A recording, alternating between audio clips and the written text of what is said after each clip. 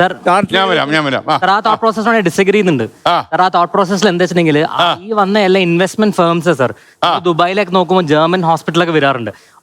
ആ ഒരു വലിയ ഹോസ്പിറ്റൽ ഗ്രൂപ്പ് അല്ല ഇവിടെ വന്നിരിക്കുന്നത്. They have come as a equity firm. അപ്പൊ അവരിവിടെ വരുമ്പം അവർ ഓട്ടോമാറ്റിക്കലി നമ്മുടെ അടുത്ത് വരുന്നതിന്റെ മെയിൻ റീസൺ പറഞ്ഞുതരാം. ഏറ്റവും കൂടുതൽ പോപ്പുലേഷനുള്ള കൺട്രി ഏതാണ്? ഇന്ത്യയാണ്. പോപ്പുലേഷൻ ആണ് ഇവരുടെ പ്രോഡക്റ്റ്. നേരത്തെ പറഞ്ഞല്ലോ, ഈ പേഷ്യന്റ് ആണ് പ്രോഡക്റ്റ്. അവർ നമ്മൾ വിചാരിക്കുന്നതല്ലേ ചീപ്പ് എഫക്റ്റീവ് അവരെ ആൾക്കാർ ഇങ്ങോട്ട് കൊണ്ടുവരാനില്ല.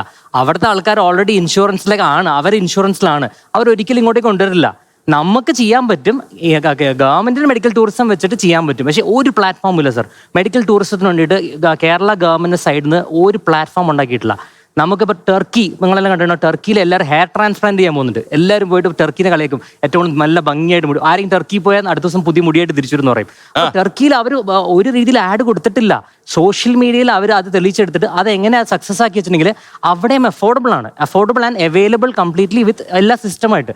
കേരളത്തിൽ ഇത്രയും നല്ല ഡോക്ടർമാർ സിസ്റ്റം ഉണ്ടായിട്ട് കേരള ഗവൺമെന്റിന് ഒരു റെപ്യൂട്ടഡ് ലിസ്റ്റ് ഓഫ് ഹോസ്പിറ്റൽസ് ഇല്ല. ഇപ്പൊ വലിയ ഹോസ്പിറ്റൽസിനാണ് സാർ മെഡിക്കൽ ടൂറിസം ആക്സസ് ഉള്ളത്. എന്തിനാണ് വലിയ ഹോസ്പിറ്റൽസ് മാത്രം മെഡിക്കൽ ടൂറിസം ആക്സസ് ആവശ്യം?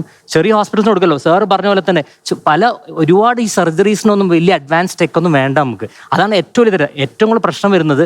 നമ്മുടെ ആൾക്കാർ സാർ പറഞ്ഞില്ലേ ഭയങ്കര ഭയമാണെന്നുള്ള, ഈ ഭയമാണ് മാർക്കറ്റ്. ഈ ഭയത്തിൽ പറയും, എനിക്കറിയാം എൻ്റെ ഹോസ്പിറ്റൽ അവിടെ വരുമ്പോൾ മെഡിക്കൽ കോളേജ് ഹോസ്പിറ്റലാണ്, അയ്യോ അവിടെ പിള്ളേരെ പഠിപ്പിക്കുന്നതാണ്, നിങ്ങളവിടെ പോയല്ലേ, നിങ്ങളെ പഠിപ്പിക്കാൻ വേണ്ടി ഉപയോഗിക്കും. ഈ പഠിപ്പിച്ച ഡോക്ടർമാരല്ലേ കാലിക്കറ്റ് മെഡിക്കൽ കോളേജിനൊക്കെ വലിയ ഡോക്ടർമാരല്ലേ പിന്നെ കോർപ്പറേറ്റ് ഹോസ്പിറ്റൽ വർക്ക് ചെയ്യുന്നത്. അപ്പോൾ ആൾക്കാരെ ഭയം സൃഷ്ടിച്ചുകൊണ്ട് പതുക്കെ കോർപ്പറേറ്റിലേക്ക് വരുത്തിക്കുക, 3 ഇരട്ടി ബില്ലിടുക. അപ്പം നമുക്ക് വേണ്ട വെച്ചിട്ടുണ്ടെങ്കിൽ കേരള ഗവൺമെന്റ് തന്നെ ഈ എന്തുകൊണ്ട് മെഡിക്കൽ ടൂറിസത്തിന് ആക്സസ് ചെറിയ ഹോസ്പിറ്റൽസിന് കൊടുക്കുന്നില്ല? ഇപ്പൊ ഈസ്റ്റേൺ യൂറോപ്പിലെ ആൾക്കാർക്കൊന്നും വലിയ പൈസയൊന്നും ഇല്ല.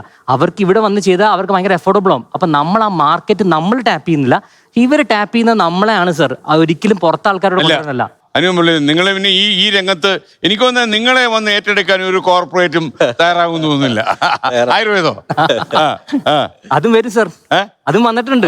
ഞാൻ പറയുന്നില്ല, ഒരു വലിയൊരു ഹോസ്പിറ്റൽ ചെയിൻ ദുബായിൽ തുടങ്ങിയിട്ടുണ്ട്.